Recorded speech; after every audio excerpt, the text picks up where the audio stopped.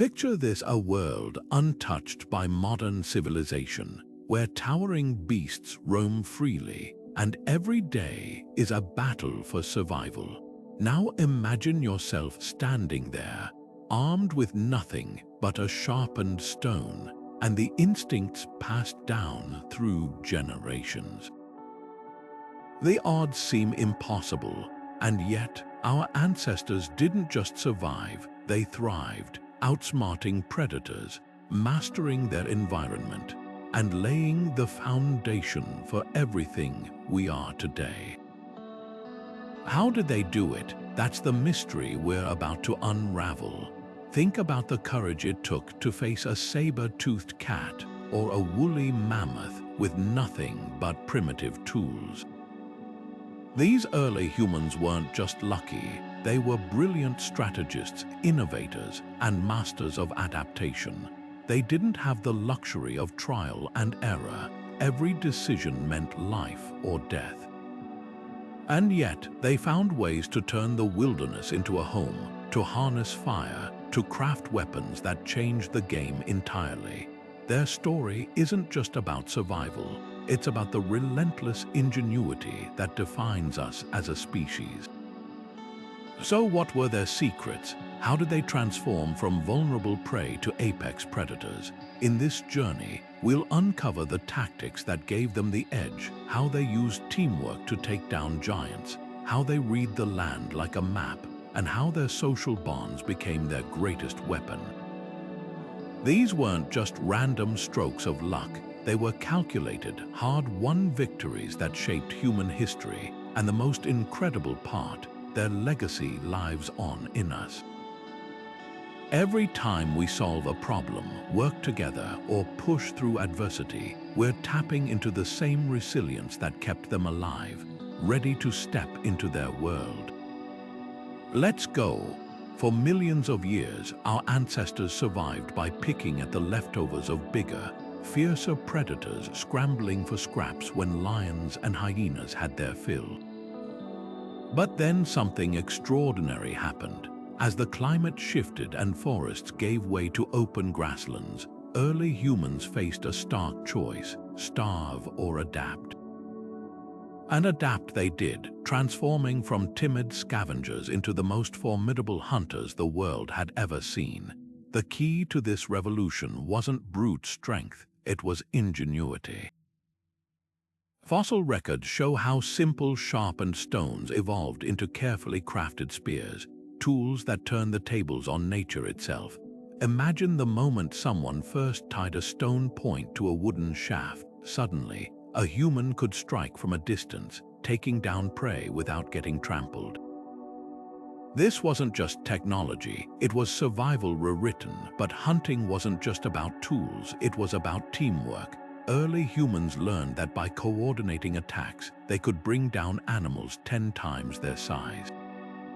Picture a group surrounding a mammoth, driving it toward cliffs or muddy traps where it couldn't escape. These weren't random acts of desperation, they were calculated strategies passed down through generations. And with each successful hunt, humans gained more than just meat, they gained time. Time to think, to innovate, to build the foundations of culture. The impact of this shift echoes through history.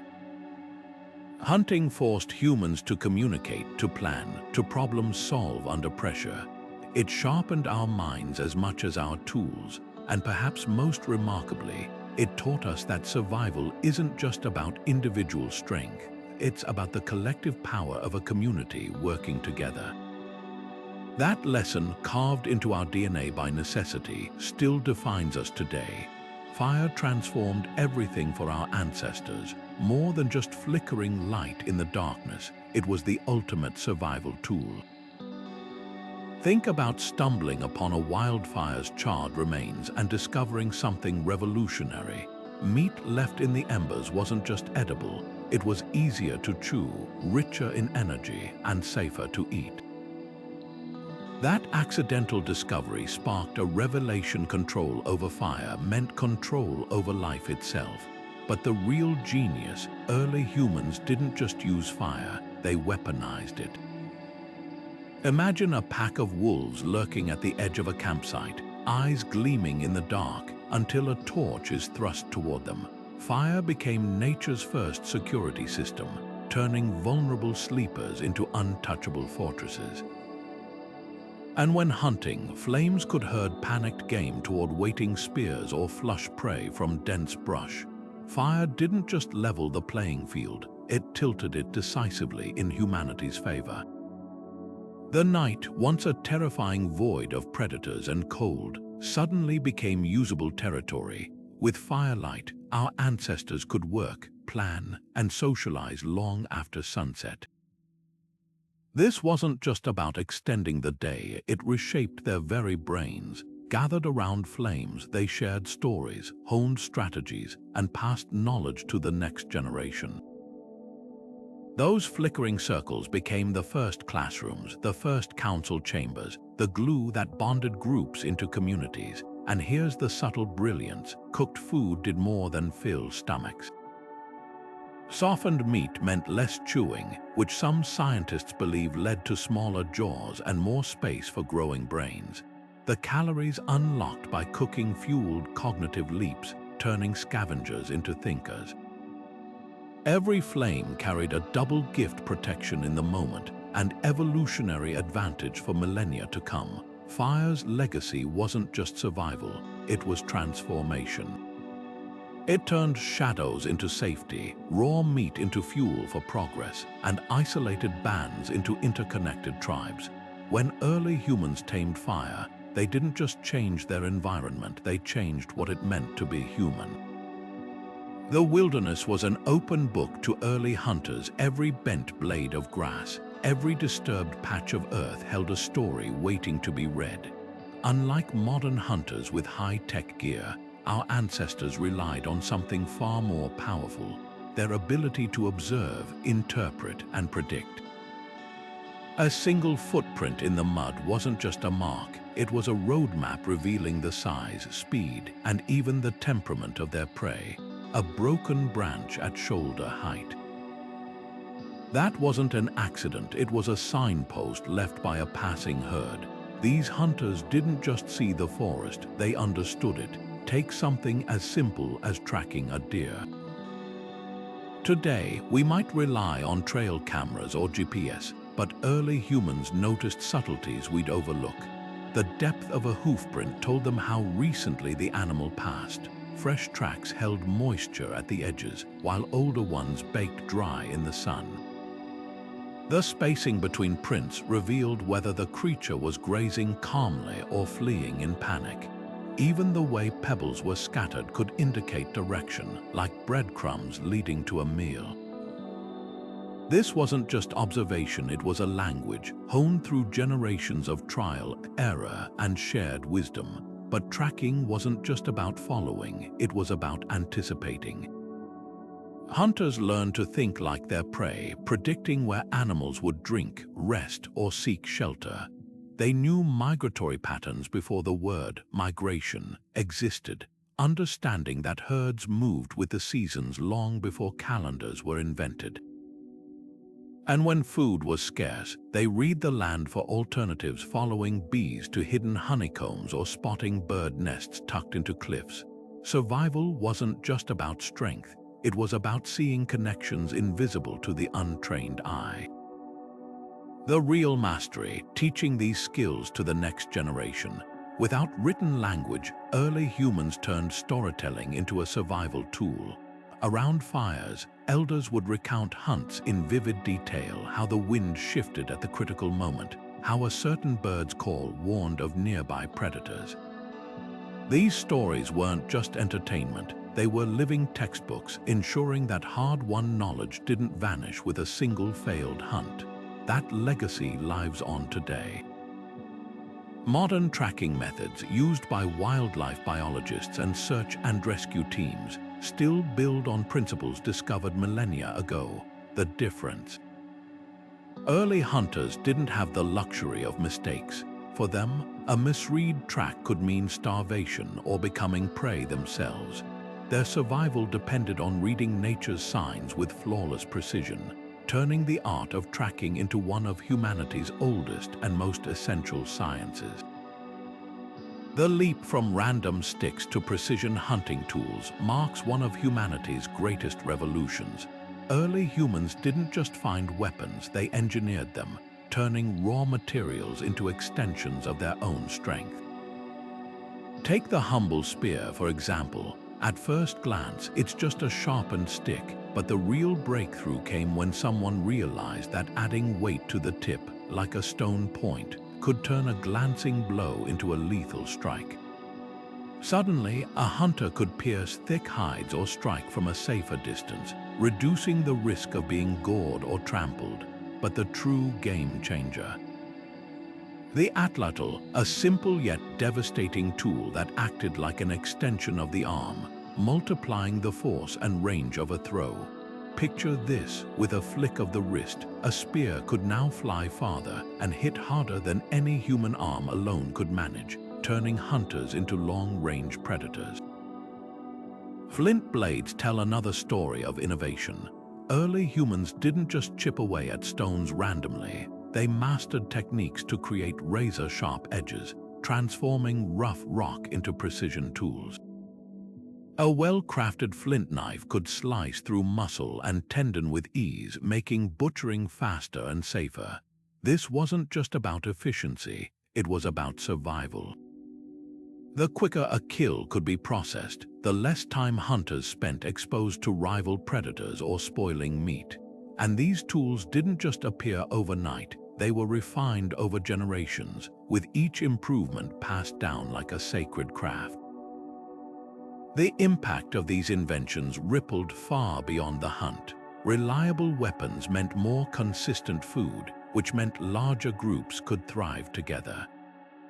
No longer scraping by on scavenged scraps, early humans could plan ahead, store resources, and even trade surplus meat. Weapons didn't just change how they hunted, they changed how they lived, paving the way for villages, specialization, and the first glimmers of civilization. Every spear thrown, every blade honed was a step toward the world we know today. Yet the most fascinating part isn't just the tools themselves, it's the minds behind them. Early humans didn't have blueprints or instruction manuals. They had observation, experimentation, and an unshakable drive to improve. When they studied the way a branch bent or how a stone fractured, they weren't just looking, they were problem-solving. That same spark of curiosity, that refusal to accept limitations, still drives us forward today. The weapons they crafted were more than survival tools. They were the first emblems of human ingenuity, proof that even in a world of fangs and claws, creativity was the ultimate advantage. Imagine trying to take down a woolly mammoth alone, a creature standing 12 feet tall, weighing over 6 tons and capable of crushing you with a single misstep. The sheer impossibility highlights one of humanity's greatest strengths: teamwork. Early hunters didn't just rely on brute force. They orchestrated complex group strategies that turned individual weakness into collective power. Picture a dozen hunters fanning out across the grassland, communicating silently with hand signals, driving a mammoth toward a waiting trap. This wasn't chaos, it was a carefully choreographed survival ballet. The key to these strategies: trust. Every hunter had to play their part perfectly, knowing that one misstep could spell disaster. Some would distract the beast, others would block escape routes, while the most skilled might deliver the fatal blow. These roles weren't assigned randomly, they reflected deep understanding of each person's strengths, a primitive form of specialization that foreshadowed modern teamwork. And the stakes couldn't be higher. A successful hunt fed the entire group for weeks, while failure meant hunger or worse. Communication was the invisible thread holding it all together. Without words, early humans relied on gestures, sounds, and even the positioning of their bodies to coordinate attacks. A raised hand might signal a change in direction, while a certain bird call could warn of danger. Over time, these signals grew more sophisticated, laying the groundwork for language itself. Hunting didn't just require collaboration, it actively shaped how humans learned to convey complex ideas, turning grunts and gestures into the building blocks of conversation. The social ripple effects were profound. Successful hunts reinforced bonds, creating shared triumphs that strengthened group cohesion. Food was often distributed according to strict customs, ensuring fairness and reinforcing social hierarchies. Elders passed down tactics to younger hunters, weaving strategy into cultural identity. These weren't just meals, they were rituals that cemented the very fabric of early societies. What's truly remarkable is how these ancient strategies mirror modern teamwork. Whether it's a sports team executing a play or a team of surgeons performing a complex operation, the principles remain the same: coordination, trust, and playing to each other's strengths. Early humans didn't just invent hunting tactics, they unlocked the blueprint for human achievement. Every time we collaborate today, we're echoing the wisdom of those who first learned that survival, and ultimately success, is a group effort. Survival wasn't about conquering nature, it was about learning its rhythms and bending without breaking.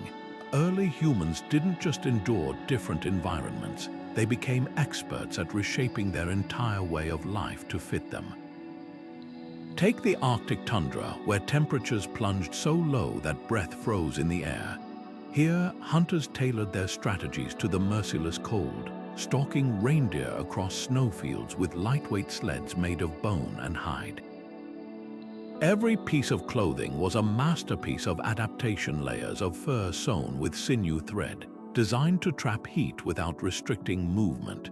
Even their weapons changed, with harpoons crafted from mammoth ivory to withstand the brittle snap of freezing air. Now contrast that with the dense rainforests where towering canopies turned daylight into twilight. Here, stealth trumped strength. Hunters moved like shadows, using blowguns tipped with poison to take down monkeys and birds high in the trees. They read the forest floor like a map, noticing which fruits attracted prey or how sudden rains swelled rivers, creating natural fishing traps.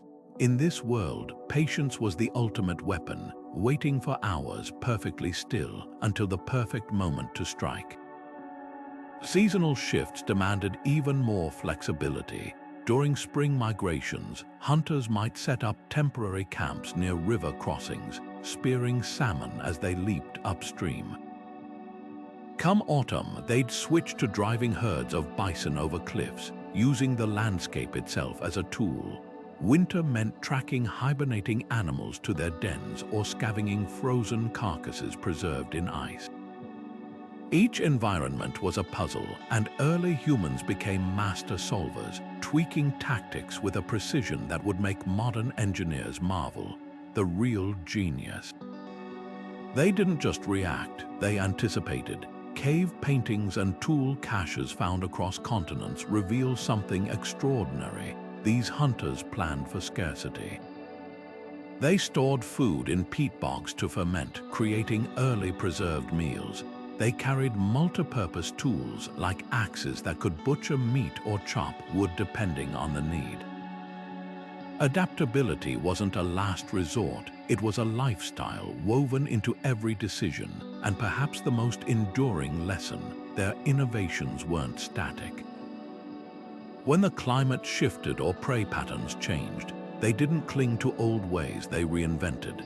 That same adaptability pulses through us today, whether we're designing cities to withstand hurricanes or pivoting careers in a changing economy. The wilderness was their classroom, and their homework was simple: evolve or perish. They chose to evolve, and in doing so, they handed us the blueprint for resilience. The greatest hunters didn't just chase their prey, they thought like them. Early humans didn't rely on luck. They became students of animal behavior, observing every twitch, every habit, every seasonal pattern until they could anticipate a creature's next move before it happened. Take something as massive as a mammoth. These weren't mindless giants. They moved in matriarchal herds, followed ancient migration routes, and even mourned their dead. Hunters who understood these social structures didn't just stumble upon their meals, they orchestrated them. By studying which females led the herd or how bulls reacted to threats, they could steer entire groups toward cliffs or swamps with terrifying precision. Birds became unwitting messengers. A sudden flock taking flight signaled predators or prey moving below. Wolves taught humans the power of persistence hunting, where stamina triumphed over speed. Early hunters noticed that animals like antelope could sprint faster but couldn't sustain distance like humans, whose sweat-cooled bodies allowed them to track prey for miles under the scorching sun. They turned their own physical weaknesses into advantages by exploiting the limits of their prey. Even fear had a role. Hunters learned that certain sounds, a rock clattering, a sudden shout, could trigger instinctive panic in grazing animals, driving them into ambushes. They mimicked distress calls to lure curious predators close enough to strike.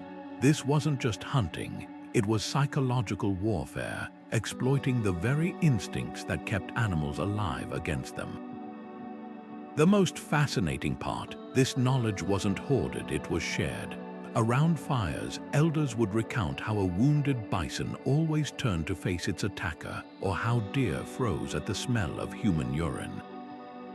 These weren't just stories, they were survival algorithms passed down and refined over generations. Today, wildlife biologists use similar principles, but early hunters had no margin for error.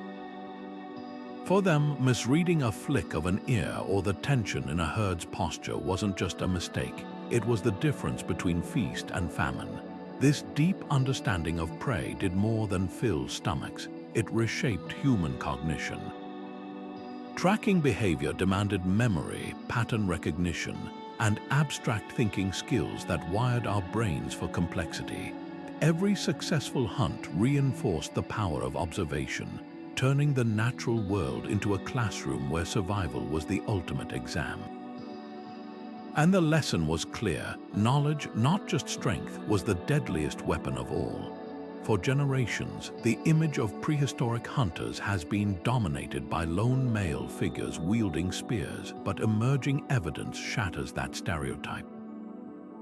Women weren't just gathering berries on the sidelines. They were central to the hunt, wielding weapons, tracking prey, and contributing strategies that fed entire communities.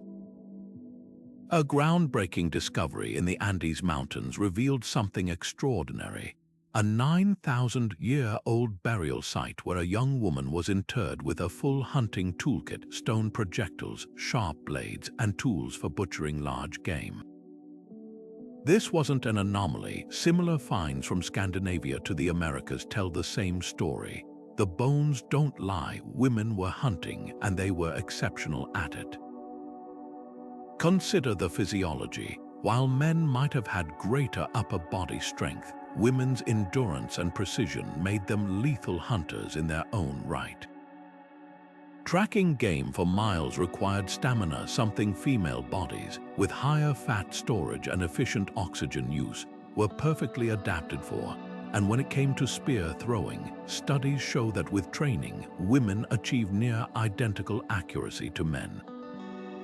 But perhaps their greatest advantage lay in observation. Gathering roots and nuts honed an eye for subtle details, skills that translated seamlessly to spotting broken twigs or faint tracks left by passing herds.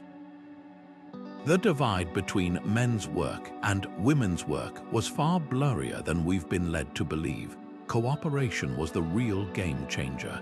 In many hunter-gatherer societies still living traditionally, women participate in drives where groups funnel animals toward traps or cliffs. Picture this: while some hunters clattered rocks to startle prey, others, including women and older children, would block escape routes or lie in wait with spears. These weren't rigid gender roles, but fluid collaborations where everyone's strengths were leveraged. Even pregnancy wasn't necessarily a barrier. Ethnographic records show women hunting well into their third trimesters, with communities adjusting tasks to accommodate individual capabilities. The social implications were profound. When women contributed significantly to hunting, their voices carried weight in group decisions. Shared food production fostered egalitarianism, with resources distributed more evenly than in later agricultural societies. This challenges the outdated notion that male dominance is some inevitable artifact of evolution. Instead, it suggests that survival demanded everyone's skills, and that rigidity, not flexibility, was the real threat to early human success. Modern biases have long colored our interpretation of the past. Early archaeologists working in male-dominated academic cultures often assumed tools found in female graves were for domestic use. But re-examining these artifacts with fresh eyes reveals something radical. Many are hunting weapons meticulously crafted and worn from use. The evidence was always there, we just weren't asking the right questions. Now, as more women lead excavations and studies, a richer, more accurate picture emerges, one where the story of survival wasn't written by one gender, but by the collective ingenuity of an entire species. Imagine chasing an antelope not for minutes, but for hours, under a blistering sun across rocky terrain, with nothing but sheer determination to keep you going. This was persistence hunting, one of humanity's oldest and most grueling strategies. Unlike lions that rely on explosive speed or wolves that hunt in coordinated packs, early humans weaponized something far more subtle: endurance. While most animals can sprint faster in short bursts, humans are uniquely built for the long game. Our ability to sweat keeps us cool, our upright posture conserves energy, and our minds can push through exhaustion in ways other creatures simply can't. The science behind this is fascinating. Four-legged animals like deer or zebras rely on panting to cool down, which forces them to stop running when overheated. Humans, though, shed heat through millions of sweat glands, allowing us to maintain a steady pace indefinitely. Early hunters exploited this mercilessly, tracking prey at a brisk walk or jog, never letting them rest. Over miles of relentless pursuit, the animal would collapse from heat stroke or sheer fatigue, often within spear range of hunters who barely looked winded. It wasn't about speed, it was about stamina as a silent, slow-acting weapon. Some of the last remaining persistence hunters, like the Sand People of the Kalahari, demonstrate this art with breathtaking precision. They follow kudu antelope through temperatures exceeding 100 degrees, reading tracks so faint they're invisible to untrained eyes. The hunt isn't chaotic, it's a calculated marathon. Hunters take turns leading the chase to conserve energy, sip water from hidden plants, and use the sun's position to predict where the animal will seek shade. Every step is deliberate, every pause strategic. By the time the kudu stumbles, its muscles seizing from lactic acid buildup, the hunters are still fresh enough to deliver a clean, ethical kill. But here's what's even more remarkable. This method demanded more than physical toughness, it required mental mastery.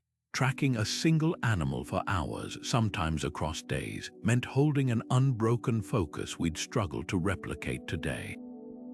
Hunters had to interpret disturbed leaves, shifts in wind direction, even the behavior of insects to stay on course. And when doubt crept in, when thirst gnawed or muscles burned, they pushed forward, driven by the knowledge that giving up meant their family wouldn't eat. The legacy of persistence hunting lingers in modern athletics. Marathon runners, ultramarathoners, and even soccer players who cover 10 miles per game are tapping into that ancient endurance.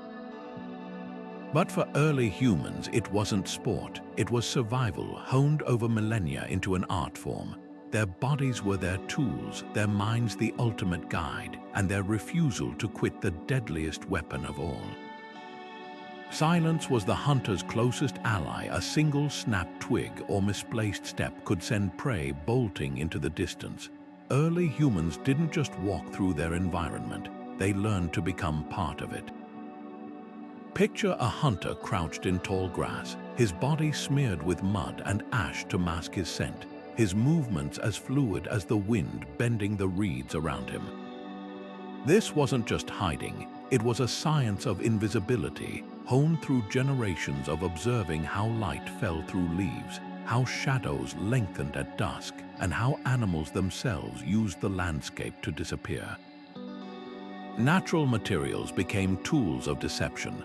Hunters wove branches into headdresses, mimicking the sway of foliage. They draped themselves in animal hides, not just for warmth but to break up their human outline, a technique modern snipers still use today. In snowy regions, they rubbed chalk or crushed bone into their clothing to match the blinding white terrain. Near rivers, they applied clay to neutralize their scent, knowing a deer's nose was far deadlier than its eyes. Every environment demanded a new disguise, and early humans adapted with the creativity of survivalists who couldn't afford a single mistake. Movement was an art form. Hunters developed a glide-like step, placing the outside of the foot down first to minimize noise, a technique echoed in modern tracking schools. They timed their advances to the rustling of leaves or the calls of birds, using nature's own soundtrack to mask their approach. Some cultures even chewed certain herbs to sweeten their breath, ensuring no gust of predator-scented air gave them away. The goal wasn't just to avoid being seen, it was to avoid being perceived at all. Wind direction dictated every decision. A hunter could be perfectly camouflaged, but if the breeze carried his scent toward grazing antelope, the game was over. Early humans read the air as carefully as the land, watching how smoke from fires drifted or how dandelion seeds floated on currents. They positioned themselves downwind with the precision of chess players planning 10 moves ahead. And when the wind shifted unpredictably, they froze mid-step, sometimes for agonizing minutes, until conditions favored them again. The payoff for this discipline was staggering. A successful stalk could bring a hunter within spear range of an unsuspecting animal, close enough to see the ripple of muscles beneath fur or the twitch of an ear. But stealth wasn't just about proximity, it was about control. By choosing the moment of attack, hunters could force prey into vulnerable positions, driving them toward swamps where they'd get stuck or cliffs where escape was impossible. Camouflage turned the hunt from a reckless chase into a calculated ambush, reducing risk and conserving energy. This mastery of stealth left traces in our very biology. Studies suggest that early humans evolved better color vision than most primates, possibly to detect subtle contrasts in foliage or spot hidden prey. Our ability to throw accurately, a trait rare in the animal kingdom, may have been honed by the need for silent, long-range attacks. Even our brain's capacity for patience and focus likely grew from the demands of lying motionless for hours, waiting for the perfect strike. The legacy of these skills lingers in unexpected places. Modern military scouts still train in ghost walking, a direct descendant of ancient stalking techniques. Wildlife photographers use the same wind-reading tactics to approach skittish animals, and every time a child instinctively freezes during hide and seek, they're channeling an instinct millions of years in the making. Early hunters didn't just survive by strength or speed, they thrived by becoming ghosts in the landscape, proving that sometimes the quietest strategies echo the loudest through history. The ability to kill prey was only half the battle. The real test was making that hard-won food last. Early humans didn't just live meal to meal, they became pioneers of preservation, turning fleeting feasts into lasting lifelines. In a world without refrigerators or freezers, they devised ingenious ways to stretch a single mammoth hunt into weeks or even months of sustenance. This wasn't just about avoiding hunger, it was about buying time, freeing up energy for innovation, and building resilience against nature's unpredictability. Take drying, one of the oldest and most effective methods. By slicing meat thin and hanging it in the sun or over smoky fires, hunters removed the moisture that bacteria needed to thrive. The result, a jerky that could last for years, lightweight enough to carry on long migrations. Some groups took this further, pounding dried meat with fat and berries to create pemmican, a calorie-dense superfood that fueled Arctic explorers centuries later. But drying wasn't just practical. It transformed tough cuts into tender, portable protein, turning a bulky carcass into a pantry on the move. Smoke added another layer of protection. Early humans noticed that meat stored near hearths spoiled slower, leading to the deliberate creation of smokehouses. By carefully controlling temperature and airflow, they infused cuts with preservative chemicals from smoldering hardwoods. The process was part science, part ritual. Certain woods like hickory or oak were prized for their flavor and antimicrobial properties, and the benefits went beyond preservation. Smoked meat developed rich, complex flavors, turning necessity into culinary art. Cold climates offered a natural assist. In icy regions, hunters cached meat in permafrost pits or beneath insulating layers of moss, creating primitive freezers. A mammoth butchered in autumn might still be edible come spring, preserved in nature's deep chill. But even in warmer areas, humans found solutions: burying meat in dry sand or submerging it in honey, an ancient antibacterial.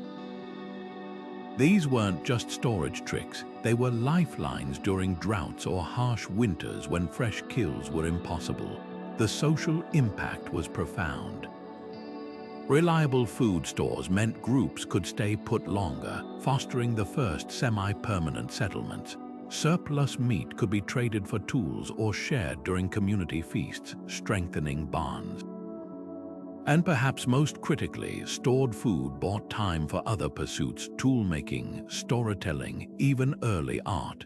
The drive to preserve didn't just fill stomachs, it carved out space for culture to flourish. What's striking is how these methods mirror modern principles. Freeze, drying, curing, even canning, all echo techniques honed over millennia. Early humans didn't just react to scarcity, they outthought it, proving that survival wasn't just about strength or speed but foresight. Every smoked strip of meat, every cache of dried berries was a vote of confidence in the future, a declaration that humans weren't just living in the moment but building toward tomorrow. For early hunters, every successful kill was more than just a meal. It was a sacred exchange between human and nature. Cave paintings stretching from Lascaux to Indonesia tell the same story. Animals weren't just targets, but revered beings whose spirits demanded acknowledgement. Picture a hunter kneeling beside a fallen bison, placing a hand on its still warm hide, not in triumph, but in gratitude. This wasn't superstition, it was an intimate understanding that survival depended on balance. The same hands that crafted deadly spears also painted ochre silhouettes of prey on cavern walls, capturing their essence in flickering torchlight. These weren't mere decorations, they were prayers in pigment, attempts to honor the creatures that sustained life and ensure their continued abundance. Rituals transformed hunting from a physical act into a spiritual covenant. Some groups buried the bones of their prey in ceremonial arrangements, returning them to the earth as a promise of renewal. Others wore amulets carved from antler or tooth, carrying fragments of the animal's power into future hunts. The San people of southern Africa still practice an ancient dance where hunters mimic the movements of their prey, embodying its strength and agility. These traditions reveal a startling truth. Early humans saw themselves not as conquerors of nature, but as participants in an endless cycle of giving and taking. Offerings bridged the human and spiritual worlds, At European sites dating back 30,000 years, archaeologists have found spear points deliberately broken near kill sites, precious tools sacrificed as thanks. In the Americas, hunters left tobacco or beads beside animal remains, gifts meant to appease the masters of game, believed to control herds. Even the act of butchering followed sacred protocols, with certain cuts reserved for rituals or shared communally to reinforce bonds. The message was clear: no life was taken lightly, and every hunt carried moral weight. This spiritual connection may have been humanity's first conservation strategy. By viewing animals as more than food, early cultures developed taboos against overhunting or wasting meat, rules enforced not by law, but by deep-seated belief. When droughts or famines struck, they were interpreted as spiritual imbalances, prompting ceremonies to restore harmony. Modern ecology confirms their intuition. Societies with strong hunting rituals often maintained stable wildlife populations for millennia. Their reverence wasn't just poetic, it was profoundly practical, a way to safeguard the resources their survival depended on. The legacy of these beliefs lingers in unexpected places. Today's bow hunters who pause to thank their prey, or fishing communities that hold blessings for their fleets, echo traditions older than agriculture. Early humans understood something we're relearning. True sustainability begins with respect. Their rituals weren't just about securing the next meal, but about honoring the fragile web that connects all life, a lesson etched in bone and blood and the silent depths of ancient caves. Somewhere along the icy steppes of the last ice age, a revolutionary partnership was born, one that would change the course of human history. Picture a lone wolf drawn to the flickering fires of hunter-gatherers, scavenging scraps at the edge of camp.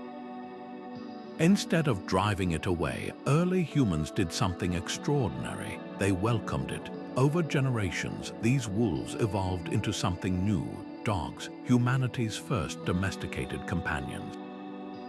But this wasn't just about friendship. It was a strategic alliance that gave both species an edge in the brutal game of survival. Dogs brought senses humans could only dream of. A wolf's nose contains up to 300 million scent receptors compared to our mere 6 million. Imagine the advantage when tracking wounded prey across miles of dense forest, or sniffing out burrowing animals hidden beneath layers of snow. Early hunters quickly realized these four-legged partners could detect herds long before human eyes spotted them, turning grueling searches into targeted missions. And their hearing, a dog could pick up the rustle of fleeing game in underbrush humans would dismiss as empty wind.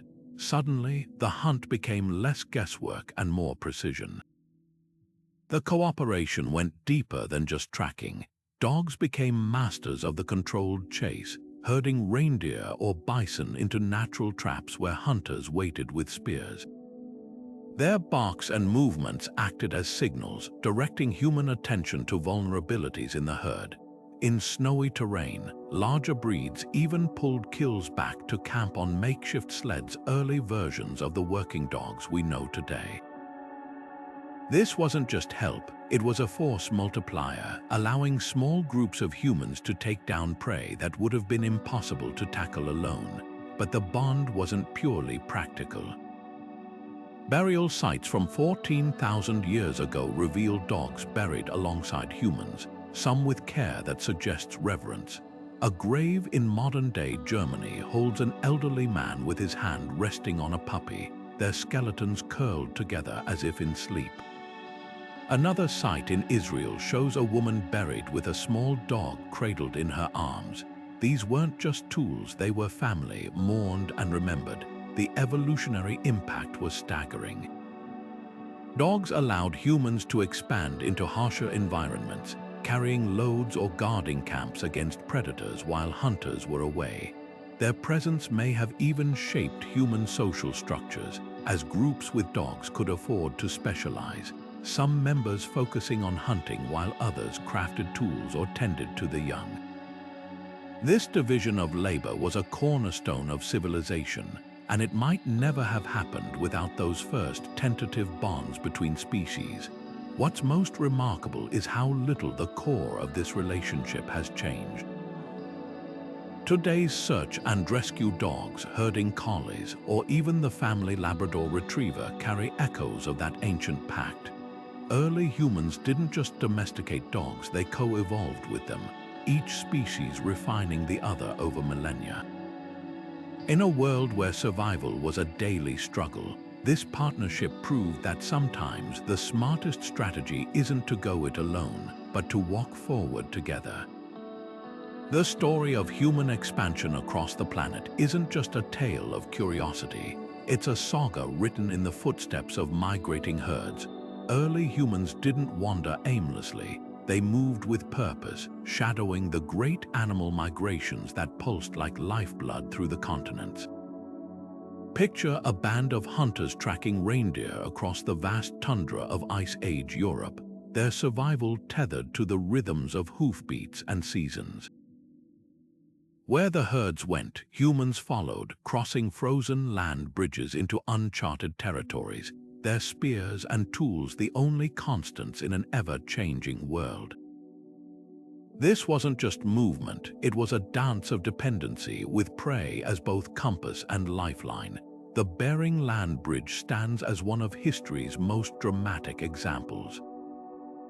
20,000 years ago, when sea levels plummeted during the last glacial maximum, a 1,000-mile corridor of grass and ice connected Asia to the Americas.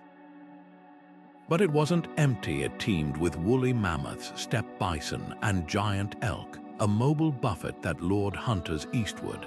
These weren't reckless adventurers, they were specialists reading ice fractures and weather patterns with the same precision they used to track animals. Each new valley or river system represented both risk and reward, pushing them further into what would become the Yukon, the Great Plains, and beyond. Within generations, they'd mastered entire ecosystems, from the frigid Arctic to the sweltering tropics, all because they understood one universal truth: where the prey thrived, so could they. Africa's savannas tell another chapter of this epic journey. As climate shifts transformed lush forests into open grasslands, early humans pursued antelope and wildebeest across expanding horizons. The Sahara, now a desert, was once a mosaic of lakes and grasslands, a superhighway for both animals and the hunters who relied on them.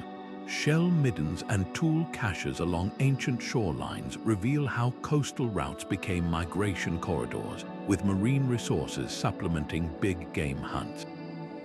This adaptability turned obstacles into opportunities. When dense jungles blocked their path, they learned to navigate by river systems. When mountains loomed, they followed game trails through high-altitude passes. Every barrier was a puzzle, and prey provided the solution. But migration wasn't just about following, it was about adapting on the fly.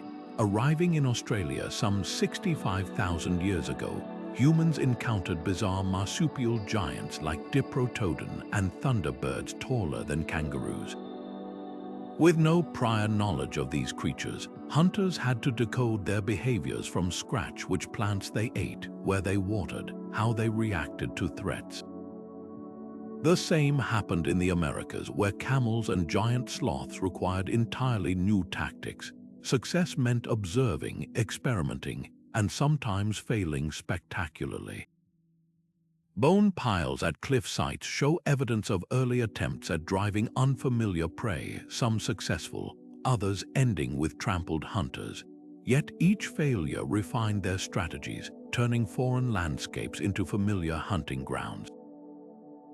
The legacy of these migrations is etched into our very DNA.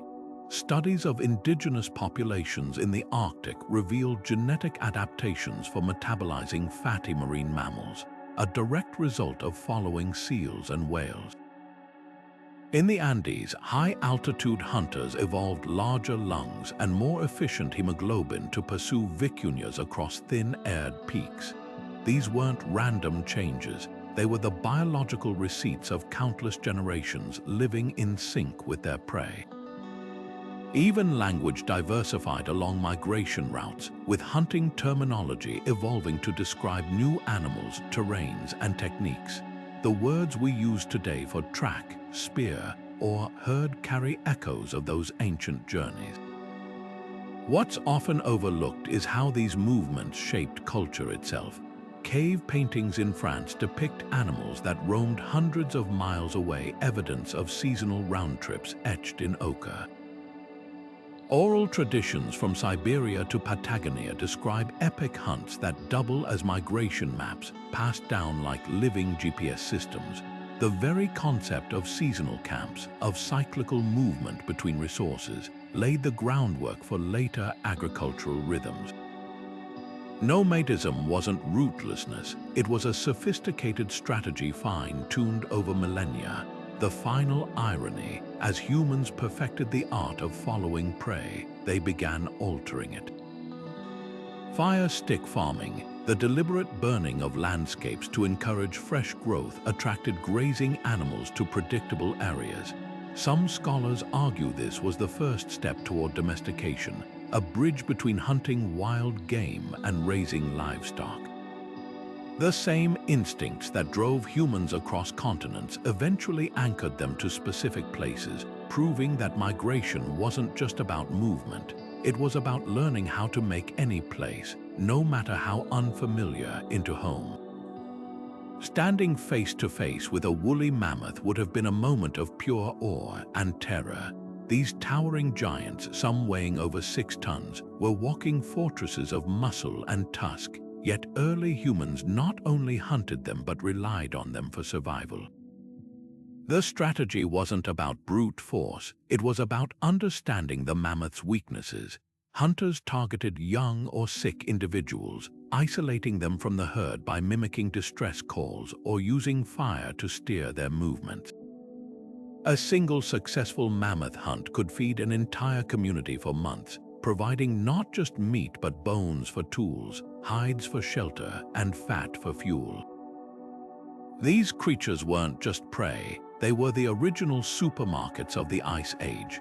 But mammoths weren't the only megafauna on the menu. From the towering diprotodon in Australia to the armored glyptodon in the Americas, early humans adapted their tactics to each colossal challenge.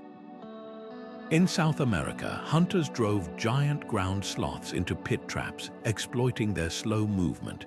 In Europe, they ambushed woolly rhinos at watering holes, where the beasts were vulnerable and weighed down by mud. Each of these hunts was a high-stakes gamble. One misstep could mean being trampled or gored, but the rewards were unparalleled. Megafauna provided resources on a scale smaller game couldn't match, enabling humans to thrive in environments that would otherwise have been unforgiving.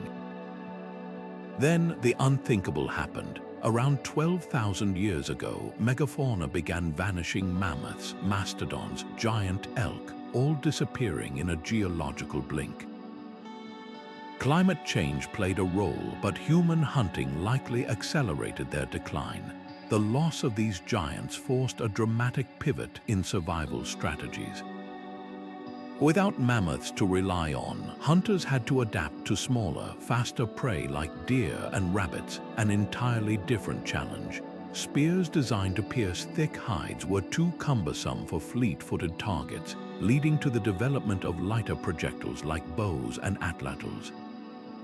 Tracking techniques became more refined as hunters followed faint trails left by animals that could dart away in seconds.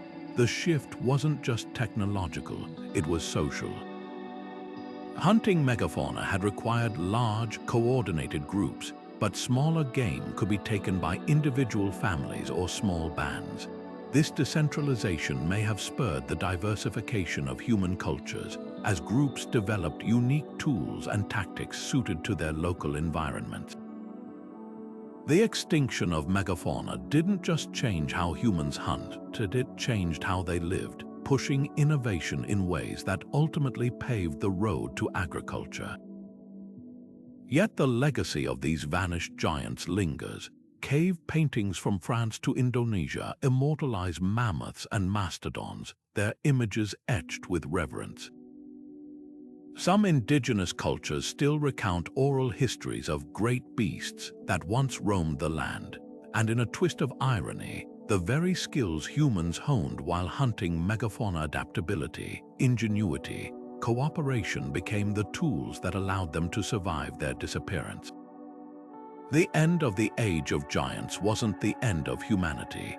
It was the beginning of a new chapter, proving once again that survival isn't about relying on what's abundant, but mastering the art of thriving with whatever the world provides. The ability to point silently toward a distant herd or whisper a warning about shifting winds might seem simple, but these moments marked a revolution in human evolution. Early hunters didn't just grunt at each other, they crafted the first blueprints of language, turning fragmented sounds into a shared code for survival. Picture a group stalking bison across the grasslands. One hunter spots a bull peeling away from the group and signals with a series of clicks and hand gestures, danger, isolated, flank left. In that instant, sound and movement became tools as vital as any spear, allowing humans to coordinate attacks with precision that left even the fastest prey defenseless. Fossil evidence reveals something extraordinary. The human voice box descended deeper into the throat around the same time our hunting strategies grew more sophisticated. This anatomical shift didn't just allow for clearer speech, it enabled tonal variations, letting hunters convey urgency, direction, or even deceit. A low hum might mean hold position, while a rising pitch signaled strike now. But language wasn't just about commands. It became a living library, elders describing how mammoths behave when wounded, or which valleys elk frequented in autumn. Every word carried generations of hard-won knowledge, compressing centuries of trial and error into teachable lessons. Storytelling turned survival into legacy. Around fires after a successful hunt, gestures and sounds blossomed into narratives. The time a wounded bear turned on its pursuers, or how a sudden storm saved a group from ambush by lions. These stories did more than entertain. They wired young brains for empathy and strategy, letting them mentally rehearse hunts they'd never experienced. Cave paintings weren't just art, they were visual language capturing herd movements and trap locations in ochre and charcoal. The line between speech and culture blurred rituals, myths, and even humor grew from the need to process the adrenaline and ethics of the hunt. The ripple effects shaped humanity's trajectory. Shared language forged stronger social bonds, enabling larger, more cohesive groups. Hunters could debate tactics, negotiate roles, or resolve conflicts without violence. And when resources grew scarce, words allowed communities to plan migrations or trade with distant bands. Language didn't just describe the world, it reshaped it, turning isolated clans into interconnected networks. What's astonishing is how these early communication systems mirror modern teamwork. A surgeon's crisp commands in an operating room, a quarterback's audible at the line of scrimmage, even the coded lingo of firefighters in a burning building, all echo the precision born on ancient grasslands. The hunt didn't just give us words, it gave us the collaborative genius that built civilizations. Every conversation, every story, every shared laugh today is a testament to that primal need, not just to survive, but to speak. The shift from scavenging to hunting didn't just fill stomachs, it rewired human biology. Early humans feasting on calorie-dense meat unlocked a nutritional goldmine, with every bite of mammoth steak or venison delivering concentrated proteins and fats that plant-heavy diets couldn't match. This wasn't just about sustenance, it was rocket fuel for evolution. Brains, those energy-hungry organs consuming 20% of our calories despite being only 2% of our body weight, demanded premium fuel. Fatty acids like DHA abundant in game animals became building blocks for neuron development, while iron and zinc from liver and muscle tissue supercharged cognitive function. Fossil records tell the story. As meat consumption increased, skulls expanded, with brain capacity ballooning by nearly 30% over millennia. But the benefits weren't just cerebral. Lean, protein-rich diets sculpted stronger bones and more efficient muscles, allowing humans to chase prey for miles without fatigue. Compare the skeletal remains of early humans before and after consistent hunting rib cages widened to accommodate larger lungs, femurs thicken to withstand relentless pursuit, and teeth shrink as tough roots and raw vegetation give way to softer, cooked meats. Even gut anatomy transformed. Shorter intestines evolved since meat required less digestion time than fibrous plants, diverting energy from digestion to power hungry brains. This was survival Darwinism at its finest, bodies optimizing themselves for the hunter's lifestyle. Seasonal feasting added another layer.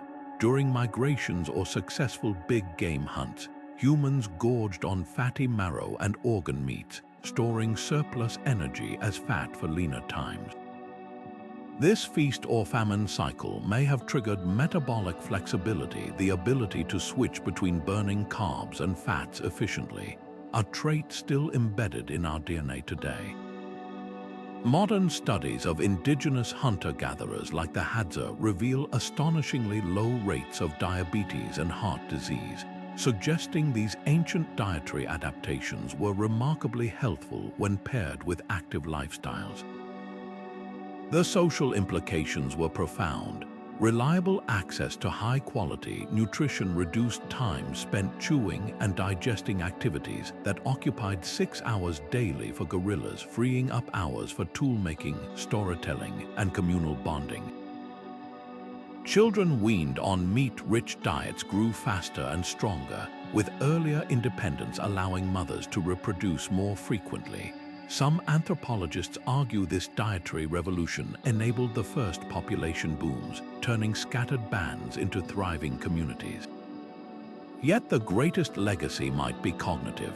The mental demands of tracking, strategizing, and coordinating hunts created a feedback loop. Better nutrition fueled smarter hunters, whose successes brought more nutrition, further accelerating brain development.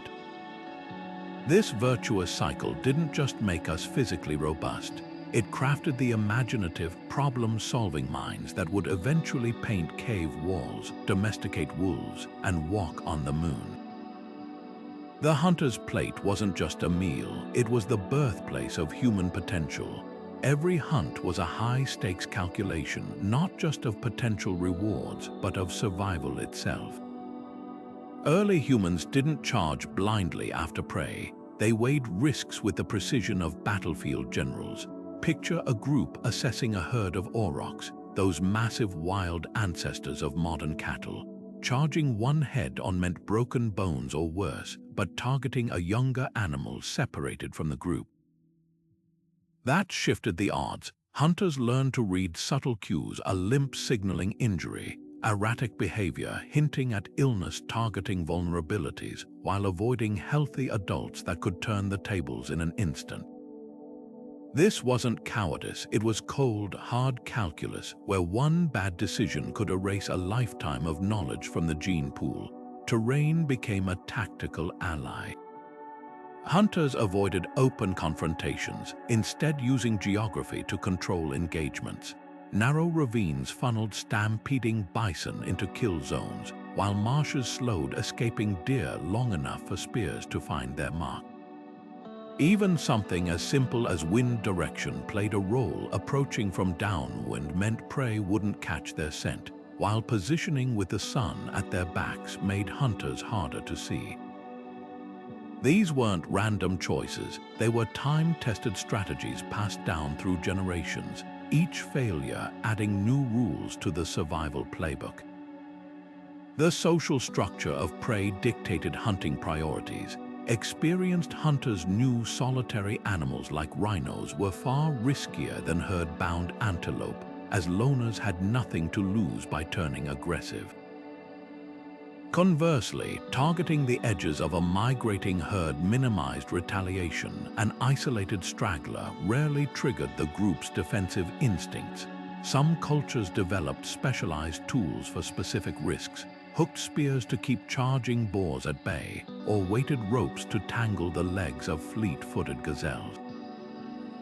Every innovation addressed a lethal variable, transforming brute force encounters into controlled engagements. But risk management extended beyond the hunt itself. Early humans practiced something modern soldiers would recognize as reconnaissance, scouting watering holes for days before striking, memorizing escape routes, even observing how predators like lions hunted to steal their tactics. They avoided areas thick with competing carnivores unless the reward outweighed the danger. Cave art often depicts wounded hunters, a stark reminder of the consequences when calculations failed.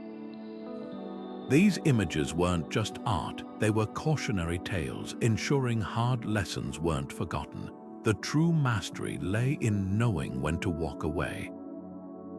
Fossil sites reveal butcher marks on older, weathered bones, evidence of scavenging when hunting proved too perilous. During droughts or harsh winters, groups shifted to safer, smaller game rather than risk encounters with desperate megafauna. This flexibility, the humility to adapt rather than stubbornly pursue glory, may have been their greatest survival tool. After all, the hunters who passed on their genes weren't the bravest but the wisest. Their legacy lives on in every modern decision that prioritizes long-term gain over short-term risk, proving that sometimes the most courageous act is choosing not to fight at all. A razor-sharp flint spear point didn't stay lethal by accident. It demanded relentless upkeep. Early hunters knew their lives hinged on the integrity of every tool, turning maintenance into a ritual as vital as the hunt itself. Picture a craftsman crouched by firelight, patiently pressure flaking a dulled blade with an antler tine. Each precise tap restored the edge's murderous geometry, but this wasn't just repair work, it was reinvention. The same hands that mended cracks in spear shafts experimented with new designs, tapering tips for deeper penetration, barbs to prevent wounds from closing, even weighted ends for better throwing balance. Tools evolved through generations of incremental genius, each adjustment echoing lessons learned from failed hunts and near misses. The archaeological record reads like a catalogue of ingenuity. At a site in modern-day Germany, researchers found a cache of spears from 300,000 years ago, some broken and meticulously reforged with resin bindings, others showing signs of being resharpened dozens of times. These weren't disposable objects, they were heirlooms maintained with the same care a surgeon gives their instruments, and the materials themselves tell a story of resourcefulness. When high-quality flint grew scarce, hunters improvised heat-treating inferior stone to make it more workable, or recycling broken points into smaller blades. Nothing was wasted. Even bone splinters became awls for stitching hides into quivers or repairing frayed cordage. But maintenance went beyond physical tools. Knowledge itself required upkeep. Apprentices learned to read the stress fractures in a spear shaft or the subtle discoloration in flint that signaled weakness.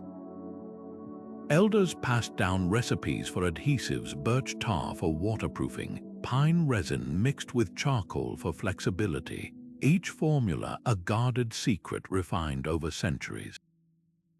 The true mark of mastery wasn't just crafting a lethal weapon, but knowing how to keep it battle-ready through blizzards, river crossings, and relentless use.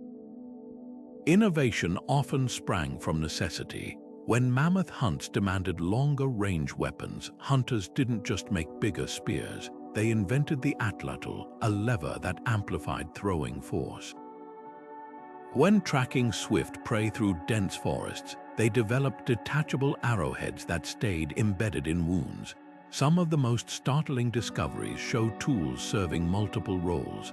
A single bone implement might function as a hide scraper, a fishhook barber, and a projectile point straightener. This wasn't just multitasking, it was survival engineering at its finest. The legacy of this craftsmanship echoes in unexpected places. Modern metallurgists studying ancient spear points have found microscopic crystal structures indicating controlled heat treatments rivaling today's tempering techniques. The fletching methods used on Paleolithic arrows, aligning feathers to induce stabilizing spin mirror principles aerospace engineers apply to missile design. Early humans didn't just use tools, they reverse-engineered nature itself, observing how wood grain affected flexibility or how certain stones fractured predictably under pressure. Their workshops were the first R&D labs, where every innovation was field-tested in the harshest conditions imaginable. What's most humbling is how these artisans worked without blueprints or measuring devices. Their precision came from muscle memory and an intimate dialogue with materials, listening to the ping of good flint versus the dull thud of flawed stone, feeling the flex in a bow stave that signaled readiness. This wasn't just skill, it was a profound conversation between human creativity and the stubborn physicality of the world. When we struggle to assemble furniture from pictograph instructions today, we're witnessing how far we've drifted from that tactile mastery. The unbroken chain of trial and error that birthed these technologies reveals something fundamental about humanity. Our ancestors didn't settle for good enough. A serviceable spear could mean the difference between eating and starvation, yet they pushed further, refining balance, streamlining shapes, experimenting with Chinese letter. That relentless drive to improve, to turn functional objects into exquisite extensions of human intent, may be the truest signature of our species. The same impulse that honed Paleolithic blades now fuels silicon chip miniaturization. The workshop fire where some unknown genius first tempered a flint point still burns, just in a different form. The crackle of a campfire wasn't just warmth, it was the first classroom. From the moment they could walk, prehistoric children absorbed hunting lessons through every sense. Tiny hands clutched miniature spears carved by elders, practicing thrusts against straw-stuffed hides while giggling siblings played the panicked prey. These games weren't mere distractions, they were survival boot camps disguised as play, where missed kills meant laughter rather than starvation.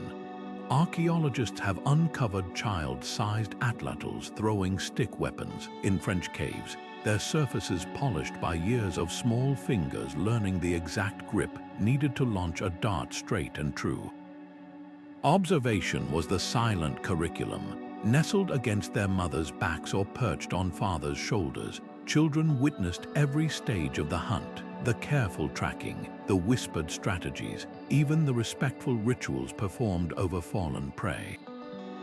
Inuit elders describe how toddlers would mimic seal hunting techniques by poking breathing holes in snowbanks, their tiny harpoons fashioned from driftwood.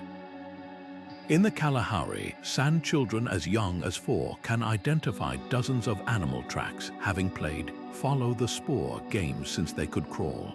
This immersive education blurred the line between daily life and training. There were no textbooks, only the living encyclopedia of communal knowledge.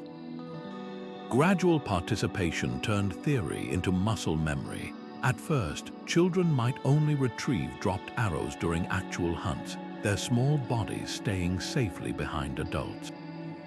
As skills grew, so did responsibilities, scouting for tracks, gathering medicinal plants for poison-tipped arrows, or acting as beaters to flush game toward hidden hunters.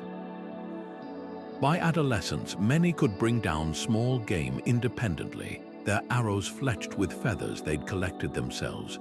A stunning discovery in Kenya revealed 12,000-year-old footprints, a child's bare feet preserved beside an adult's, both tracking a wounded gazelle across volcanic ash. The stride patterns show the child matching the hunter's pauses and detours step for step, learning to read the land in real time. The social scaffolding behind this education reveals astonishing sophistication. Elders tailored tasks to each child's abilities. Left-handed youngsters received specially balanced tools, while those with keen eyesight trained as spotters. Failures were reframed as lessons. A botched throw became a chance to discuss wind resistance, a missed trap an opportunity to analyze animal behavior. This wasn't just skill transfer, it was confidence building, ensuring each generation internalized that survival depended on persistence, not perfection. Perhaps most remarkably, children contributed innovations. Unburdened by tradition, young minds saw possibilities adults overlooked. Some anthropologists believe the bow and arrow, a revolutionary leap from heavy spears, may have emerged from children's experiments with flexible saplings and gut cords. Playful curiosity became the engine of progress, proving that the youngest hunters weren't just students of the past, but architects of the future. This seamless weave of play, observation, and hands-on experience created something extraordinary: cultural continuity. When a Neanderthal child in Croatia napped flint alongside their parent 40,000 years ago, they weren't just making a tool, they were perpetuating techniques refined over 200,000 years. The same movements, the same precise angles, passed down like a sacred dance through countless generations. Modern hunter-gatherer societies still operate this way. Aka pygmy children in the Congo can construct complex snares by age 10, their knowledge so deeply embedded it feels instinctive. The legacy of this ancient education system lives on in surprising ways. Today's Montessori classrooms, with their emphasis on self-directed learning and tactile experience, echo the hunter-gatherer model. The urge to teach through play, whether building forts or identifying bird calls, springs from that deep-rooted understanding that mastery begins with joyful engagement. Early humans didn't just teach their children to hunt, they taught them how to learn, adapt, and innovate. That may be their most enduring gift, not the spears they left behind, but the spark of curiosity they kindled in every child around those long-vanished fires. The concept of "take only what you need" wasn't just wise advice, it was sacred law for early hunters. Unlike modern societies that often exploit resources until collapse, prehistoric communities operated with an innate understanding of ecological limits. Cave paintings from France to Tanzania tell the same story, images of pregnant animals marked with symbolic X signs, showing deliberate avoidance during hunts. These weren't random taboos, they were sophisticated conservation strategies encoded in ritual. When Ice Age hunters selectively culled older male bison from herds, they mirrored modern wildlife management practices, preserving breeding females to maintain population health. Seasonal hunting bans reveal even deeper wisdom. At a 12,000-year-old site in Alaska, archaeologists found salmon bones only in summer layers, proving ancient people stopped fishing during spawning seasons to protect future stocks. In Australia's Arnhem Land, rock art depicts Dreamtime stories warning against over-harvesting turtle eggs, with oral traditions specifying exact numbers that could be taken. These weren't arbitrary rules but precise calculations, the maximum sustainable yield for each species, passed down through generations not as edicts but as myths children internalized before they could walk. The tools themselves show restraint. Unlike colonial-era trappers who used steel traps to devastate beaver populations, early hunters crafted snares that selectively caught mature animals while letting juveniles escape. Fish weirs labyrinths of stones guiding salmon into traps were designed with gaps so some could continue upstream to spawn. Even the famous mammoth hunters of Eurasia avoided mass slaughters, targeting solitary males rather than breeding herds.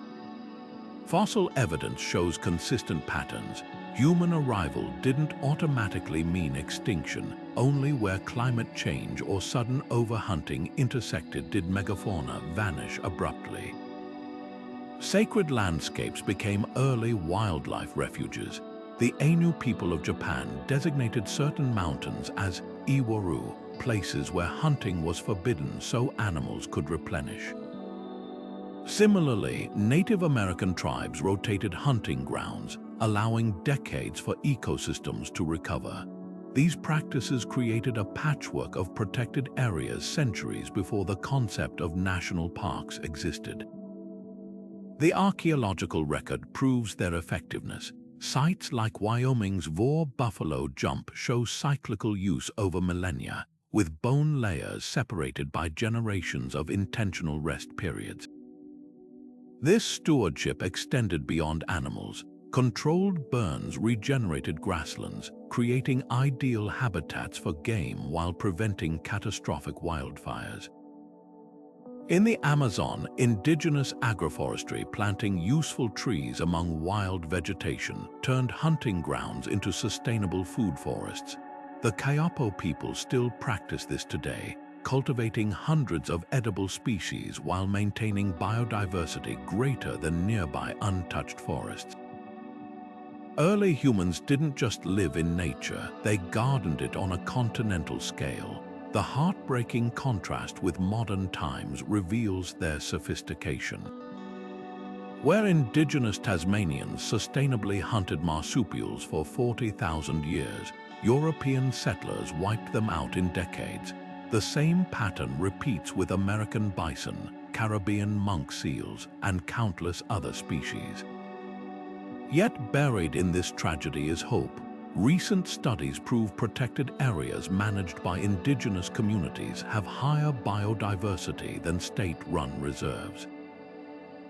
The old ways worked, not through superior technology but through profound cultural frameworks that saw humans as part of nature's balance rather than its masters. What modern conservationists struggle to achieve with satellites and legislation, early hunters accomplished with stories and taboos. Their secret wasn't just knowledge of animal behavior, but a worldview where taking too much wasn't just unwise, it was unthinkable. In an era of climate crises and mass extinctions, their greatest lesson isn't about hunting techniques, but about humility. The recognition that true survival means thinking not in seasons, but in generations. A mammoth charge or a wounded lion's roar could turn even the bravest hunter's legs to water. But early humans didn't have the luxury of panic. Survival demanded a mental discipline as sharp as their flint blades. Picture this: after hours of tracking, a hunter finally has a clear shot at a grazing elk. Their muscles ache, their breath fogs in the cold air, and one twitch could send the herd stampeding. In that moment, success hinged on something deeper than skill. It required the ability to silence fear, steady trembling hands, and release the spear with icy precision. This wasn't just physical training, it was the world's first crash course in mastering the mind. Neuroscience reveals how hunting sculpted the human brain. The amygdala, our threat detection center, would have screamed at early hunters to flee danger, but the prefrontal cortex, the seat of rational decision-making, had to override it. Over generations, this constant tension between instinct and strategy literally rewired neural pathways. Modern brain scans of elite athletes and special forces soldiers show similar patterns. The ability to stay laser-focused amid chaos isn't innate, it's forged through relentless practice. Early hunters were the original mindfulness experts, their lives depending on staying present amid roaring adrenaline. Rituals transformed terror into focus. In the Amazon, Matsei's hunters still blow powdered tree bark into their nostrils before a hunt, not just to sharpen vision, but to enter a trance-like state of hyper-awareness. Siberian reindeer herders speak of silencing the inner storm, using rhythmic breathing techniques passed down since the Ice Age. These weren't superstitions, they were psychological tools. By creating pre-hunt routines, checking weapons, applying camouflage, or humming specific tones, early humans tricked their brains into a flow state where time seemed to slow and senses heightened. The stakes made every hunt a mental marathon. Unlike modern athletes who can reset after a missed shot, prehistoric hunters faced existential consequences. A single lapse in focus meant empty stomachs, starving children, or becoming prey themselves. This pressure bred astonishing resilience. Cave art often shows hunters returning to the same prey species despite prior failures, evidence of grit that would impress modern psychologists. At a site in Spain, footprints preserved in mud tell a haunting story. A hunter with an obvious limp following ibex tracks up a treacherous slope. The tracks continue for miles, the gait never faltering, proof of mind over matter determination we can scarcely fathom today. Split-second decisions separated life from death. When a boar turned to charge or a storm rolled in mid-hunt, there was no committee debate, just milliseconds to choose fight, flight, or faint. This honed a cognitive skill called tactical aperture, the ability to rapidly switch between narrow focus, aiming a spear, and broad awareness, spotting an approaching wolf pack. Modern studies of the Himba people in Namibia, who still hunt traditionally, show their visual processing speeds outperform Western subjects by nearly 40%. Their brains literally see the world differently, filtering distractions with hunters' efficiency. The psychological legacy lingers in unexpected ways. That rush of clarity during a crisis, the ability to trust your gut when logic fails, these are hand-me-downs from ancestors whose minds were tempered in the furnace of the hunt. Even our capacity for delayed gratification, saving seeds to plant later, or studying years for a degree, stems from prehistoric hunters patiently stalking prey for days. The mental toughness that built civilizations wasn't born in boardrooms or libraries, but in the quiet moments before the spear flew, when a human mind had to be calmer than the storm around it. Deep in the caverns of Lascaux and Altamira, where torchlight flickers against ancient walls, lies humanity's first masterpiece, not of kings or gods, but of prey. These breathtaking murals, painted with ochre and charcoal over 17,000 years ago, weren't mere decorations. They were encyclopedias in pigment, capturing the sinewy grace of bison, the thunderous charge of aurochs, and the delicate tread of deer with anatomical precision that would stump modern artists. But look closer, the most frequently depicted animals aren't random. They're the very species early humans relied on for survival. This was no accident. Every stroke served a dual purpose: to honor the creatures that sustained life and to study their movements like a hunter's field guide frozen in time. The instructional genius of these paintings reveals itself in subtle details.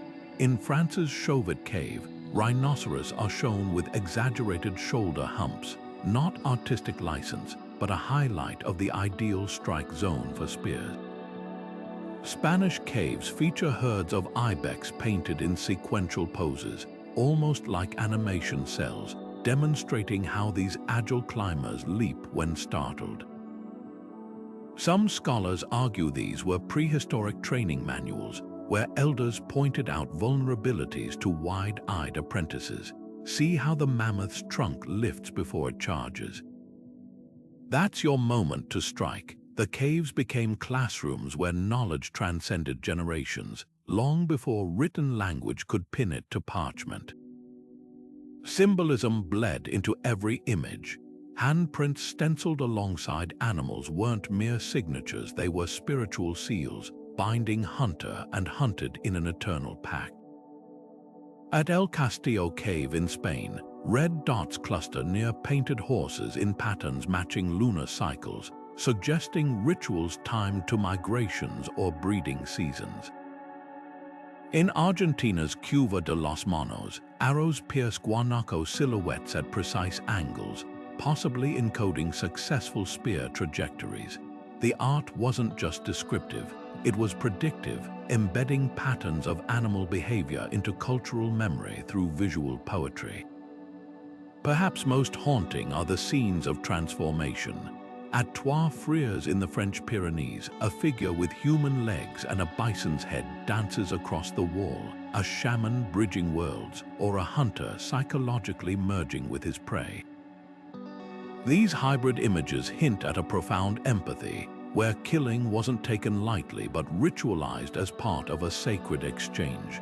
Contemporary hunter-gatherers like the San people still practice trance dances where they become elan to absorb their strength, suggesting these ancient paintings may document similar transcendental states.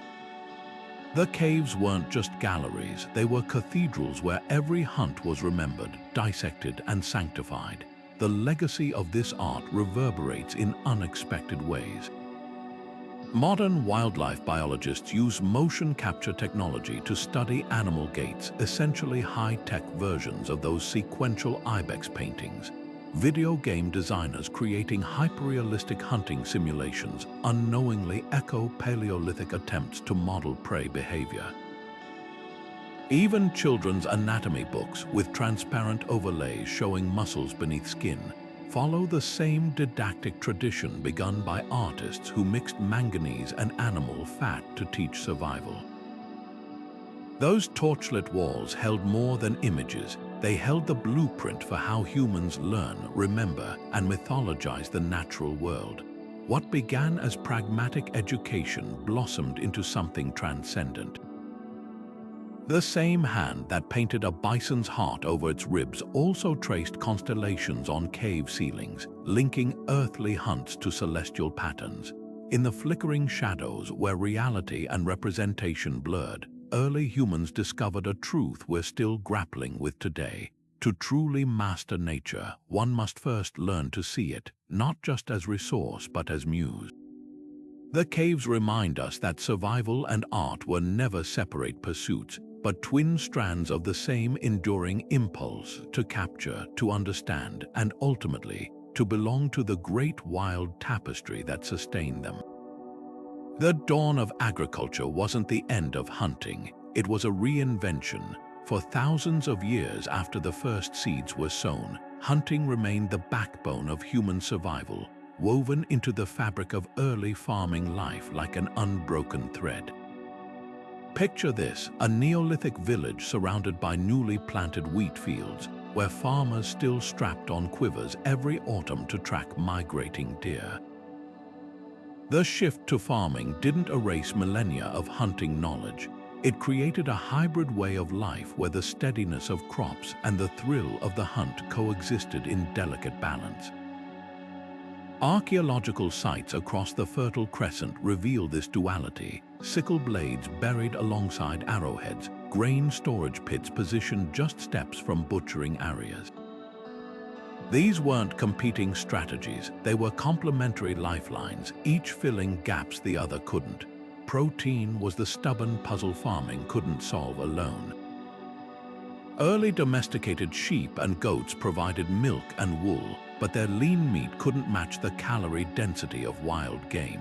In Turkey's Çatalhöyük, one of the world's first cities, bone analyzers show cattle made up less than 20% of diets. The rest came from wild aurochs, boar, and waterfowl.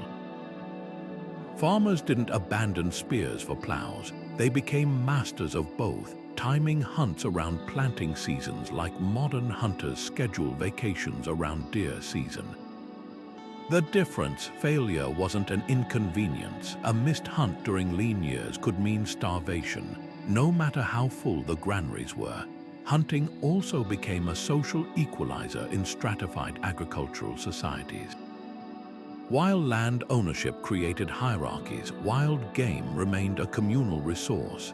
Mesopotamian tablets describe hunting shares distributed equally among villagers regardless of status. In ancient China, Zhou dynasty rituals required nobles to periodically hunt alongside commoners, reinforcing that meat belonged to all. This egalitarian streak ran deep. When Egyptian pharaohs staged ceremonial hunts, the spoils were often donated to temple workers as a display of divine benevolence. The hunt's legacy as a great equalizer persisted even as kings and peasants emerged. The tools tell their own story of adaptation. Farmers didn't just carry forward Paleolithic weapons, they innovated.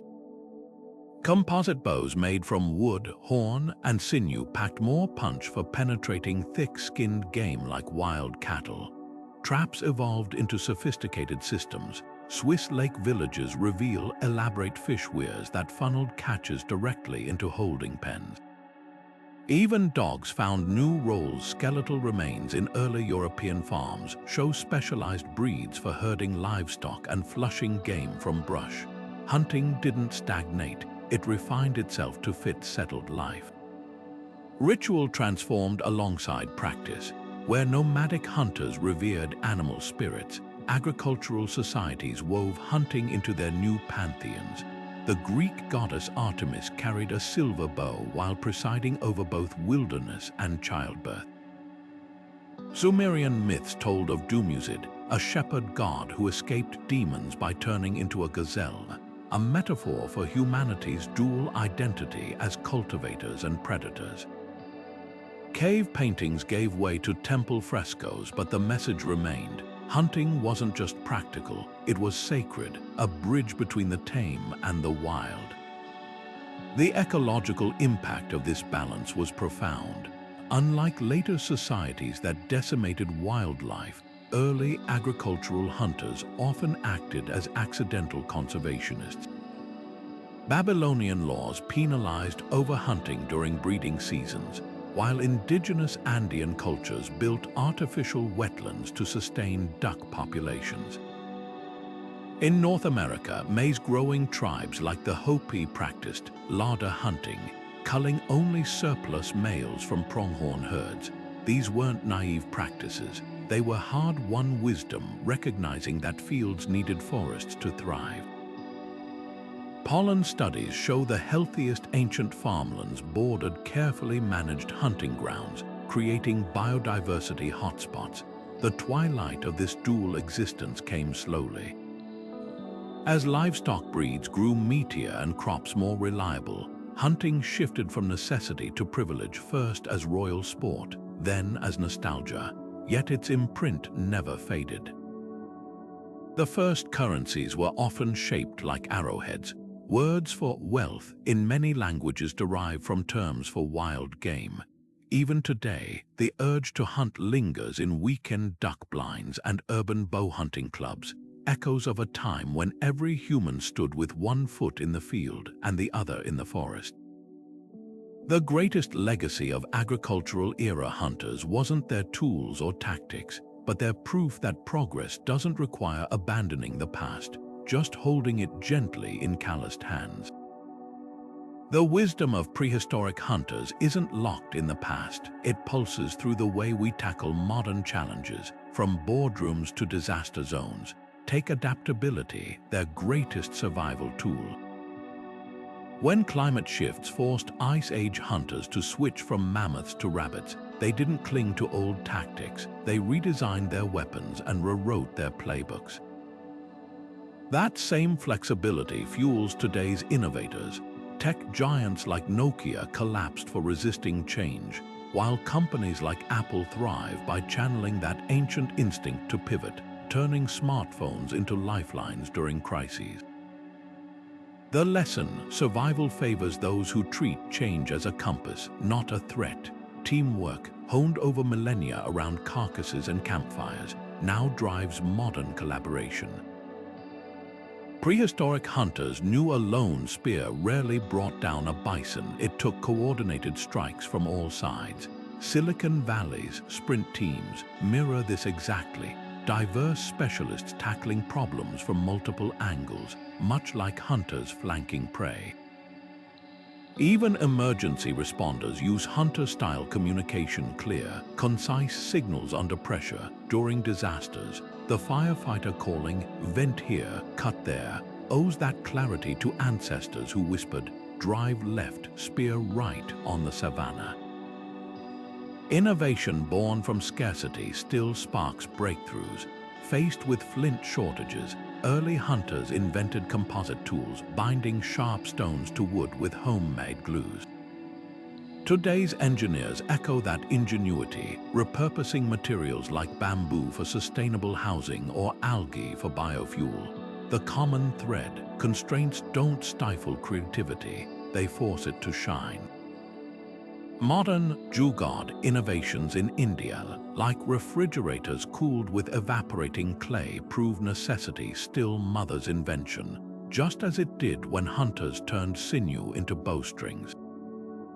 Leadership lessons hide in these ancient strategies too. Successful hunting parties had fluid hierarchies. The best tracker led the stalk, the strongest took the kill shot. Modern agile workplaces operate similarly, rotating leaders based on expertise rather than titles. Even the military's mission command philosophy, giving frontline troops autonomy, mirrors how hunting parties trusted scouts to adjust tactics mid-chase. Perhaps the most profound legacy is mindset. Hunters viewed failure as data. A broken spear taught better wood selection. A missed shot refined accuracy. Tech startups now embrace failing forward, analyzing crashes to build better apps. Surgeons debrief every complication, just as elders dissected botched hunts. The through line is clear. Progress isn't the absence of failure, but the wisdom gained from it. From urban planners designing green corridors, mimicking migratory paths, to doctors using hunter-style observation to diagnose rare illnesses, these ancient strategies are anything but obsolete. They remind us that the smartest solutions often aren't new, they're rediscovered. The next time you face a daunting challenge, ask yourself, what would the hunter do? The answer might be etched in Stone Age ashes, waiting to light your way. Hollywood loves painting prehistoric hunters as grunting brutes, clubs in hand, charging mindlessly at mammoths. But the truth, these were some of history's most brilliant tacticians. Take the Neanderthals, long caricatured as dim-witted cavemen. Recent excavations in Germany uncovered a trove of meticulously crafted wooden spears from 300,000 years ago, each balanced for precision throwing. These weren't crude weapons, they were engineered tools requiring an intimate understanding of physics and material properties. The myth of the dumb savage crumbles when you realize these hunters could calculate wind resistance and trajectory long before Pythagoras was born. Then there's the stereotype of reckless overkill. Popular culture imagines early humans slaughtering everything in sight, yet archaeological evidence tells a different story. At Utah's Danger Cave, bison bones show selective butchery, only mature males taken, leaving breeding females to sustain herds. In Australia's Arnhem Land, rock art depicts hunters using fire to herd kangaroos into enclosures rather than wholesale burning. These weren't chaotic rampages, they were calculated harvests, demonstrating a nuanced grasp of ecology that rivals modern wildlife management, the most persistent fallacy.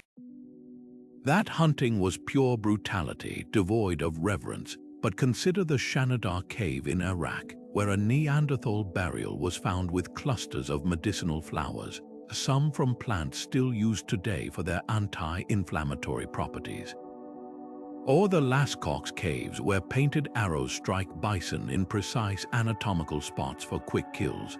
This wasn't wanton violence, it was a sacred covenant between hunter and hunted, blending efficiency with respect. Even the notion that women stayed behind while men hunted is collapsing under new discoveries. The 9,000-year-old huntress of the Andes, buried with a full toolkit of projectile points and skinning blades, proves women actively participated. Contemporary hunter-gatherer societies like the Agta of the Philippines show women taking down game as large as wild boar with handmade bows. Strength wasn't the sole determinant. Strategy, patience, and knowledge of animal behavior were far deadlier assets. The most striking evidence of their sophistication lies in what they didn't do. Despite having the technology to overhunt, megafauna extinctions rarely coincided with human arrival unless climate upheaval compounded pressures. In places like Africa, where hominids evolved alongside large mammals, species survived for millions of years alongside skilled hunters. This longevity suggests something radical. Early humans weren't just smart enough to kill, they were wise enough to restrain themselves when ecosystems trembled on the brink. The real primitive mindset isn't found in the past, but in our own assumptions about it. These hunters navigated complex moral landscapes, balancing survival with sustainability, courage with caution. They mapped migrations by starlight, decoded medicinal plants through trial and error, and passed down knowledge across generations without a single written word. That's not brutishness, that's brilliance etched in bone and earth, waiting for us to finally see it clearly. DNA doesn't just tell us who we are, it reveals who we were. Modern science is peeling back layers of time, using genetic clues to rewrite our understanding of prehistoric hunting in ways that would astonish even the most skilled ancient tracker. Take those iconic Clovis spear points found across North America. For decades, archaeologists assumed they marked the continent's first big game hunters. But recent DNA analysis of bison bones tells a different story. By studying ancient collagen, researchers discovered hunting scars on bones older than Clovis tools, proof that humans were stalking mammoths and giant sloths with pre-Clovis technologies we're only beginning to uncover. The weapons may be lost to time, but their impact lingers in the very marrow of their prey. Cutting-edge tools like isotopic analysis are turning animal teeth into prehistoric GPS systems. By examining strontium levels in reindeer molars from 30,000-year-old French cave sites, scientists reconstructed entire migration routes, revealing not just where herds traveled, but when hunters intercepted them. These chemical breadcrumbs show astonishing precision. Neanderthals targeting reindeer during autumn migrations when their fat stores were richest, or Ice Age humans timing cave bear hunts to coincide with post-hibernation weakness. What we once dismissed as random kills now emerge as seasonal campaigns, planned with the sophistication of modern wildlife managers. Even the microbiome holds revelations. Analysis of ancient dental plaque shows traces of raw meat and medicinal plants in Neanderthal diets, but also something unexpected, traces of bacteria found only in putrefying carcasses. This suggests scavenging wasn't just a fallback strategy. It was a deliberate technique for accessing nutrient-rich marrow bones after predators had done the initial butchering. Suddenly, those cave paintings of humans confronting hyenas over carcasses take on new meaning, not acts of desperation, but calculated negotiations with nature's cleanup crew. Perhaps the most startling insights come from epigenetics, the study of how environment alters gene expression. When comparing DNA from early farmers to their hunter-gatherer ancestors, scientists identified activated genes linked to improved night vision and odor detection. These weren't random mutations, they were biological adaptations forged by millennia of tracking prey in dim light and sniffing out distant blood trails. Modern bow hunters who swear they can smell deer before seeing them might be tapping into this ancient genetic legacy, a whisper of their ancestors' heightened senses still echoing in their cells. The fusion of archaeology and genetics is even settling long-standing debates. For years, scholars argued whether the extinction of Australia's megafauna was caused by climate or hunting. Then, in 2021, a team extracted collagen from Ingenious eggshells, a flightless bird standing 7 feet tall, and found burn patterns matching human fire practices beneath climate change layers. The verdict: hunters arrived first, using controlled burns to flush game, altering ecosystems before droughts finished vulnerable species. It's a sobering lesson in how small interventions cascade, one today's conservationists heed when managing fragile habitats. Yet for all our high-tech tools, some mysteries resist solving. How exactly did early hunters communicate silently during stalks? What songs or stories surrounded the butchering of a mammoth? DNA can't recover those lost moments, but in labs worldwide, scientists now collaborate with indigenous trackers, pairing mass spectrometers with oral histories to fill gaps no machine can. The future of hunting knowledge isn't just about better technology. It's about humbly recognizing that the past still holds wisdom no algorithm can fully decode. Every genome sequenced, every isotope measured, brings us closer to those shadowy figures on the savannah, not as primitive brutes, but as strategists whose ingenuity shaped the world, and us, in ways we're only beginning to grasp. The story of prehistoric hunters isn't just a chapter in a history book, it's the blueprint for what makes us human. Their resilience, ingenuity, and adaptability weren't just survival tactics, they were the sparks that ignited civilization itself. Picture this: every time you solve a problem at work, collaborate with a team, or push through a challenge, you're tapping into the same instincts that once guided hunters across icy tundras and dense forests. Their legacy isn't locked in the past, it lives in the way we innovate, communicate, and even how our brains are wired to think. Take fire, for example. What began as a flickering defense against predators became the world's first laboratory, a place where early humans cooked food, forged tools, and gathered to share stories. Those flames didn't just ward off the dark, they lit the path to art, science, and culture. Or consider teamwork. The same coordination that brought down mammoths now powers modern breakthroughs, from space missions to medical discoveries. The lesson: progress has always been a group effort, but perhaps the most profound takeaway is adaptability. Early hunters didn't just endure change, they embraced it. When megafauna vanished, they redesigned their weapons. When climates shifted, they rewrote their survival playbooks. That flexibility echoes today in how we tackle everything from climate crises to technological revolutions. The challenges have changed, but the mindset remains the same: observe, adapt, overcome. What's truly humbling is realizing how much we still have to learn from them. In an age of instant gratification, their patience tracking prey for days or painstakingly crafting tools reminds us that mastery takes time. Their respect for nature, evident in rituals and conservation practices, offers a model for sustainability we're still struggling to match.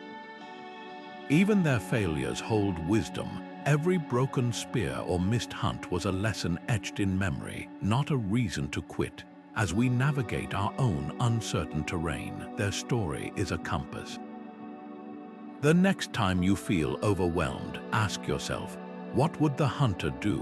Whether it's finding creative solutions, leaning on your community, or simply persevering when the odds seem impossible, the answers are written in the ashes of ancient campfires and the strokes of cave paintings. Their greatest gift wasn't just survival, it was showing us how to thrive. If this journey into humanity's past resonated with you, hit that like button and subscribe for more deep dives into history's untold stories. Drop a comment below. What ancient survival skill do you think we've forgotten that could help us today? From fire making to silent tracking, the conversation starts now. And remember, the same ingenuity that conquered the Ice Age is still in your hands. Use it well.